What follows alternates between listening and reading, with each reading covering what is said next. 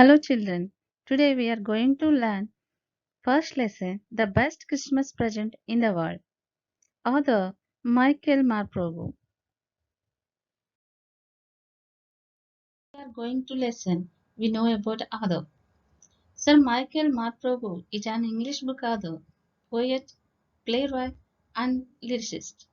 He is the best known for writing children's novels such as War Horse. His work is noted for its magical storytelling, for frequent themes such as a victory or survival of an outsider, for character relationship with nature, and for vivid settings such as World War One. Mark Bravo became the third children's laureate from 2003 to 2005. In this lesson, mainly we observe three characters. The main one is Jim Macpherson. He was the leader of English troops before getting into war. He was a school teacher in Dorset, which is in southwestern part of England. Connie Macpherson. She was the wife of Jim Macpherson. After her husband went to war, she spent her whole life in the belief that she would see him again. Hans Wolff. He was the captain of German troops. He played the cello in the orchestra Dusseldorf.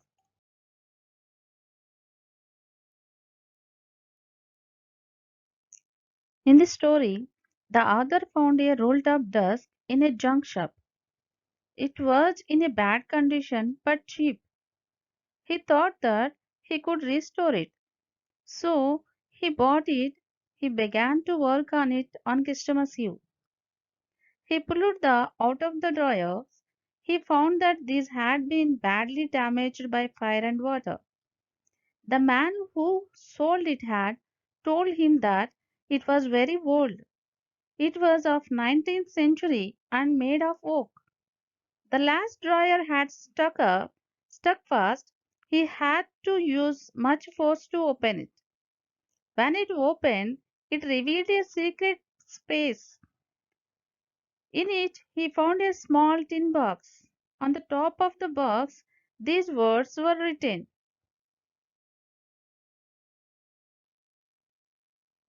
Jim's last letter, received January 25th, 1915, to be buried with me when the time comes.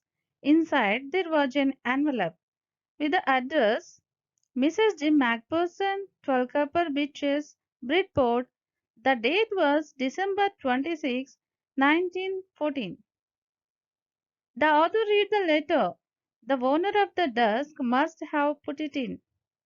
The letter had been written by a captain of the English army. His name was Jim Macpherson. He had written to his wife Connie. A wonderful incident had happened on the battlefield in the Christmas day. Jim Macpherson had narrated it in his letter. The British and the Germans were at war.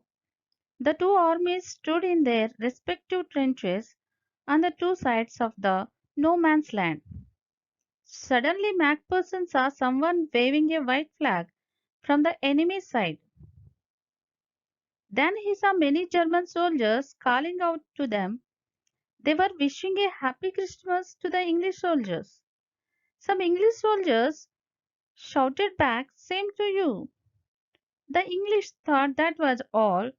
To their surprise, they saw many Germans moving towards them. The captain was alarmed. It could be trick, but it was not. They were bringing with them German wine and canned meat. Now there were no relief between the soldiers. They were hugging one another. The German officer moved towards Macpherson. They shook hands very warmly. Then the German officer said that he was from Dusseldorf and that he played cello in the orchestra. He gave his name as Hans Wolff. In return, Macpherson also introduced himself. He said that he was a school teacher from Dorset.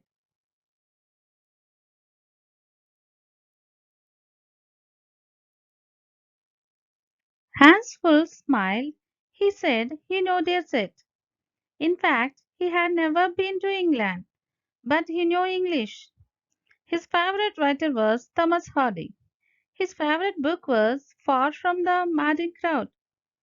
It was from there he had learned all about Dorset. Macpherson said with Hans Wolf the Christmas cake his wife had sent for him. Hans Wolf said that the marchpan was the best he had ever tasted. He was a wonderful Christmas party. Then a soldier brought out a football. The soldiers played while Macpherson and Hans Wolf clapped and cheered. Hans Wolf suggested that the world would be much better if the problems were resolved by a football match instead of war. After the football match, all the drinks and establishes were consumed. Now it was the time to part. Hans Wolf saluted to Macpherson and walked away slowly and unwillingly.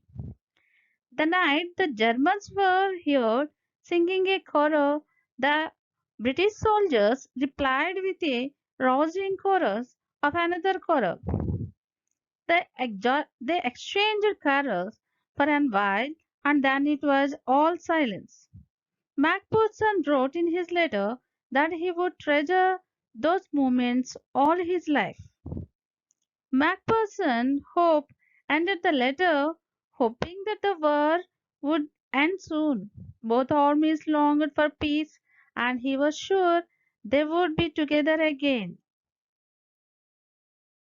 Having read the letter, the author put it back in the envelope.